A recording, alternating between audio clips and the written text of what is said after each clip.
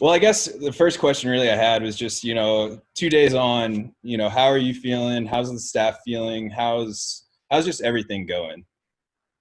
Well, I appreciate it. I'm really glad to be home, and I'm really glad that our institutions held in the face of what happened this week. And I'm really optimistic about the ability of this country to turn the page on Trumpism, to turn the page on authoritarianism, to reestablish the democratic norms in this country. Those norms are not going to enforce themselves, as we've now seen. And every single one of us has a responsibility to the democracy and to the next generation to make sure that we do what we need to do to save our democracy. And I think we will.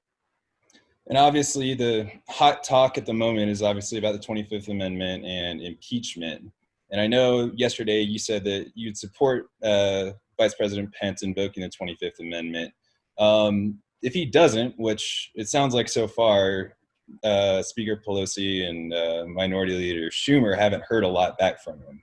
So if he doesn't, do you think that impeachment is an option that you would support, or do you think? Well, I guess just what's your thoughts on impeachment? Well, look, my major thought here is one, we need to have as expeditious a transfer of power from the Trump administration to the Biden administration. Second, Donald Trump does need to be held accountable for what he did last week. I wish he would resign. He's unfit for office, and I think that's why so many people have called on the vice president to invoke the 25th Amendment. I don't expect that he will. And in the wake of that, it is likely that the House will move ahead with impeachment. Whether there's time or not to get it through the Senate, I don't know. But we're also looking into the question about whether or not he can be held accountable for this even after he's left office, in the sense that maybe there's a way to impeach him when he's no longer there that would prevent him from ever running for office again. And the reason for that's important is it's not about vengeance. It's about upholding our values and telling ourselves and the world that we reject authoritarianism here in the United States. We reject violence, political violence in our nation's capital. And he incited that, and he can't wriggle off that hook, I don't think. And that you kind of brought up my next question, but have you talked to any counsel or you heard discussions of what the latest is on whether or not the Senate can convict him after he's out of office?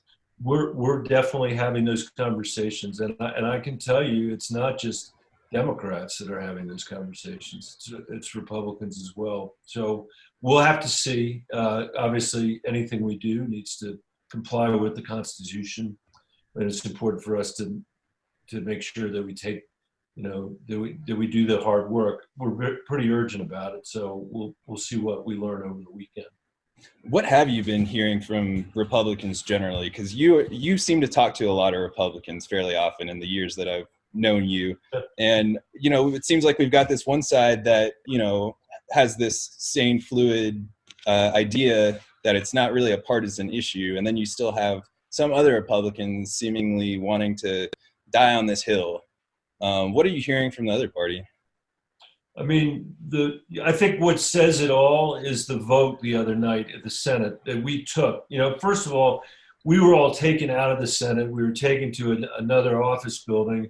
We were all there together in the same room. And in a completely divided place, typically divided, there was one unifying principle, which was we wanted to get back in that room as fast as we possibly could onto the Senate floor and be able to show the world that this democracy was working and that we couldn't be intimidated by these angry mobs. And it was really nice to see that unanimity. We went back to the Senate, and then we voted with a vast bipartisan vote. And that's what I said on the floor the other night was the most important message we could send America is by rejecting the anti-democratic attempt to change the election results by Ted Cruz and Josh Hawley from Missouri. And we did that. We got over 90 votes, and I think they got their high watermark was something like 6 or 7 votes.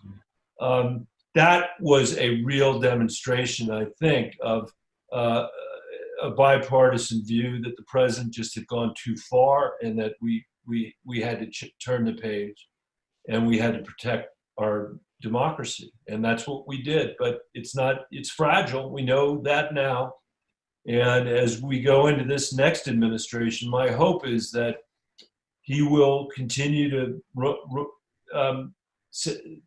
transmit to the country, that is Joe Biden, a message of unification, and one that brings us together, because we can't keep going on the way we've been going on the last 10 years and expect to do the work the next generation of Coloradans or Americans need for us to do, so that we've got an economy that actually works for everybody, not just the people at the very top.